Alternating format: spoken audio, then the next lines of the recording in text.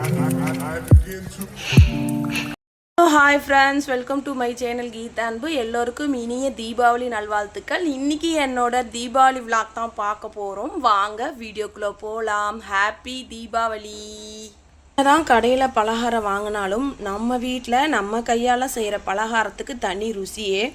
எப்பவுமே நான் ஒரு தீபாவளி வந்தால் நேற்றே முறுக்கு சுட்டுருவேன். நாளே நைட்டே முறுக்கு சுட்டு வச்சுட்டேன். அதுக்கான மாவெல்லாம் பிசைஞ்சு, ஏன்னா அடுத்த நாள் நிறைய வீட்டில் வேலை இருக்கும், நம்ம பலகாரம் செஞ்சிட்ருக்க முடியாததுனால முதல் நாள் நைட்டே நான் முறுக்கு சுட்டு வச்சுட்டேன். அதுக்கப்புறம் தீபாவளி அன்னைக்கு காலையில் எழுந்திரிச்சு நேரமே ஒரு அழகான கோலம் போட்டுட்டு, என்னோடய பெட்டு 2 நாளாக வெளியே போகல. படாசு சத்தம் ரொம்ப பயந்துக்கிட்டு இருந்தா. அதுக்கப்புறம் அப்பா ஊர்லேருந்து வந்துட்டாங்க. ஒவ்வொரு தீபாவளி அன்றைக்கும் எங்கள் அப்பா எப்பவுமே எங்களோட தான் தீபாவளி கொண்டாடுவாங்க. காலையில் 7:30 மணிக்கெலாம் அவர் ஊர்லேருந்து வந்துட்டார். அப்பா வந்தது எனக்கு ரொம்பவே சந்தோஷமாக இருந்தது. போயிட்டு அப்பாவை வாங்கப்பான்னு சொல்லிவிட்டு அப்பா நிறைய பலகாரம்லாம் வாங்கிட்டு வந்திருந்தார். ரொம்பவே சந்தோஷமாக இருந்தது. நமக்காக இருக்கிறது நம்ம அப்பா தாங்க. நம்ம வீட்டு சைடுங்கிறது எனக்கு இருக்கிறது எங்கள் அப்பா மட்டுமே தான். ஏன்னா எங்கள் அம்மா இறந்துட்டாங்க. அப்புறம் வாங்கப்பா உள்ளே போகலான்னு சொல்லி கூட்டிகிட்டு போனேன். சக்கரை எதுல போட்டுருங்க? அம்மா போட்டு வச்சிருந்தது. ஏய், அது வாச முடியல பாரு. யாரு? மேகம்மா. வாத்து கோழி. இட்டுவாடா. அப்புறம் இதெல்லாம் கட் பண்ண மாதிரி வரும். வாத்து கோழி, வாத்து முட்டை. இதென்ன ஃப்ரீயா? இல்ல, அந்த கோழில இருந்து முட்டை. அப்பா ஆமாப்பா. இது என்னடா, இதெல்லாம் முட்டை பெருசா வருது. முட்டை வாத்து. வெடை கோழி அடிச்சுட்டு வந்துக்கிறேன். முட்டை வாத்து. சரி சரி சரி சரி போ. 350 ரூபாயில ஒரு வாத்து. 35 ரூபாய் இருந்துச்சு. ஆமா. இப்போ 350 ரூபாய். அப்புறம் காலம் போற மாதிரி அதுவும் போகும். இவ ஒருத்தி. சரி சரி, குளிச்சுட்டு ரெடியாகும். தீபாவளி அன்றைக்கி எங்கள் அப்பா கையில் தான் எப்போவுமே நான் எண்ணெய் தேய்ச்சிப்பேன். அவர் தேய்ச்சா அவ்வளோ நல்லாயிருக்கும். எண்ணெய் தேய்ச்சாச்சு. அப்புறம் நானும் குளிச்சுட்டு ரெடி ஆகிட்டேன். குளிச்சுட்டு ரெடி ஆனதுக்கப்புறம் என்னோடய வீட்டில் இருக்கிற ஹஸ்பண்டு, பிள்ளைங்க எல்லாருமே குளிச்சுட்டு ரெடி ஆகிட்டாங்க. எப்போவுமே என்னோடய ஹஸ்பண்டுக்கு நான் தான் துணி எடுத்து கொடுப்பேன். கல்யாண நாள்லேருந்து இன்ன வரைக்கும் அவருக்கு ஒவ்வொரு துணியும் நான் தான் எடுத்து கொடுப்பேன். அவர் எடுக்கவே மாட்டார். அதுக்கப்புறம் அப்பா ஆசையாக பட்டு வேட்டி பட்டு சட்டை எடுத்து வைமான்னு சொல்லிட்டு போயிருந்தார். அதனால் அவருக்கு பட்டு வேட்டி பட்டு சட்டையும் நான் எடுத்து வச்சுருந்தேன். அதை காமிச்சோன்னே ரொம்பவே சந்தோஷப்பட்டார். என்கிட்ட ஆசையாக கேட்டதே இல்லை.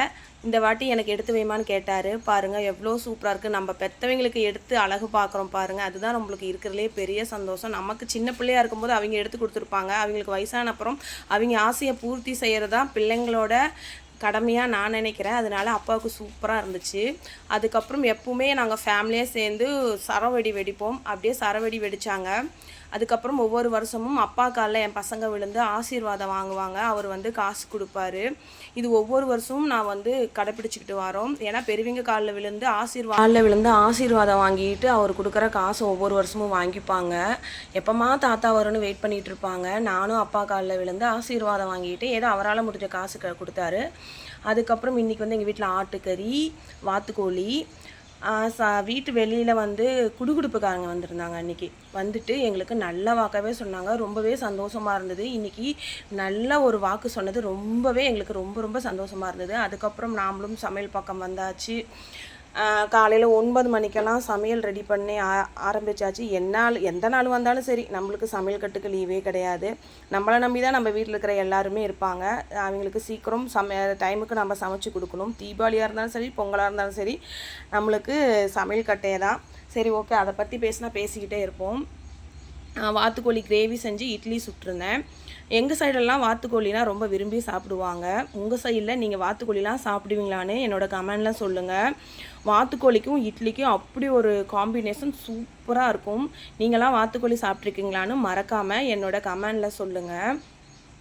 வாத்துக்கோழினா விரும்பி சாப்பிடுவோம். ஏன்னா எங்கள் வீட்டில் எப்போவுமே இட்லி சுட்டால் வாத்துக்கோழி குழம்பு வச்சு தான் நாங்கள் எங்கள் சைட்லாம் சாப்பிடுவோம். அவ்வளோ ஒரு ஃபேமஸ்ஸு. வாத்துக்கோழி யாரெல்லாம் சாப்பிடுவீங்கன்னு அப்படியே மறக்காமல் கமெண்ட் பண்ணுங்கள். சமையல் செய்கிறதெல்லாம் படபடன்னு முடிச்சுட்டு எல்லாருக்கும் சாப்பாடு போட்டு கொடுத்துட்டு நாமளும் கொஞ்சம் நேரம் பட்டாசு வெடிக்கணும் இல்லைங்களா, அதனால் வெளியே போயிட்டு பட்டாசு வச்சேன். ரொம்பவே பயமாக இருந்துச்சு. ஏன்னா எனக்கு பட்டாசு வைக்கிறதுனா கொஞ்சம் பயம்தான். இருந்தாலும் அந்த பயத்தோடு கிடைக்கிற சந்தோஷங்கிறது ரொம்பவே சூப்பராக இருக்கும். பட்டாசு வெடிச்சிட்டு அந்த பக்கமாக ஓடி போயிடுவேன். ஆனால் ரொம்ப வெடிக்கவே இல்லை, அது புஷ்ஷுன்னு போயிடுச்சு. அதுக்கு தான் இந்த பயம்.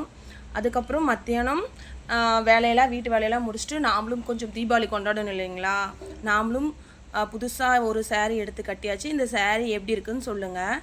எப்பவுமே என்னோடய ஹஸ்பண்டோட தீபாவளி அன்னைக்கு சாயந்தரமாக நான் கடை பக்கம் போகணுங்க. அது என்னோடய சென்டிமெண்ட்டு. கல்யாணம் ஆன நாளிலேருந்து இன்ன வரைக்கும் ஒவ்வொரு வருஷமும் தீபாவளினா நானும் என் ஹஸ்பண்டும் ஒரு சின்னதாக ஒரு பர்ச்சேசிங் பண்ணுவோம். எனக்கு பிடிச்சதை அன்றைக்கி அவர் விரும்பி வாங்கி தருவார். ஆனால் என்னோடய ஹஸ்பண்ட் பொறுத்த வரைக்கும் எது கேட்டாலும் இல்லைன்னு சொல்ல மாட்டார், கேட்டதெல்லாம் வாங்கி கொடுத்துருவார். நான் ரொம்பவே லக்கி. அன்றைக்கி ரொம்ப மழை, அதனால் கடை பக்கமெல்லாம் கொஞ்சம் கூட்டம் கம்மியாக தான் இருந்துச்சுன்னு நினச்சேன். ஆனால் உள்ளே போனால் தான் தெரிஞ்சுது மழையானாலும் பரவாயில்லன்ட்டு நிறைய பேர் தீபாவளி அன்றைக்கும் பர்ச்சேசிங் பண்ணியிருந்தாங்க. வளையல் கடையில் போயிட்டு வளையல் வாங்கிக்கிட்டு அதுக்கப்புறம் பாதாம் பால், எப்பவுமே நாங்கள் டவுன் ஹால் போனால் பாதாம் பால் குடிப்போம். இந்த கடையில் பாதாம் பால் ரொம்பவே சூப்பராக இருக்கும். அப்படியே ஒரு பாதாம் பால் குடிச்சிட்டு கிளம்பி வீட்டுக்கு வந்தாச்சுங்க. ரொம்பவே ஹாப்பியாக இருந்துச்சு. அதுக்கப்புறம் சாயந்தரம் என்னங்க, தீபாவளி வருதுங்கிறதாங்க சந்தோஷம். அன்றைக்கி தீபாவளி அன்றைக்கெலாம் அது கடகடான்னு போயிடும். நாமளும் கொஞ்சம் நேரம் ஹாப்பியாக பட்டாசை வெடிச்சிட்டு அன்னைய தீபாவளி பொழுது ரொம்பவே நல்லா இருந்தது. நீங்களும் இது போல் தீபாவளி ஹாப்பியாக கொண்டாடி இருப்பீங்கன்னு நினைக்கிறேன். இந்த வீடியோவை இவ்வளோ நேரம் பார்த்ததுக்கு ரொம்பவே நன்றி. நீங்கள் எப்படி தீபாவளி கொண்டாடுனீங்கன்னு மறக்காமல் எனக்கு கமெண்ட் பண்ணுங்கள், லைக் பண்ணுங்கள், சப்போர்ட் பண்ணுங்கள். பாய். Thank you so much.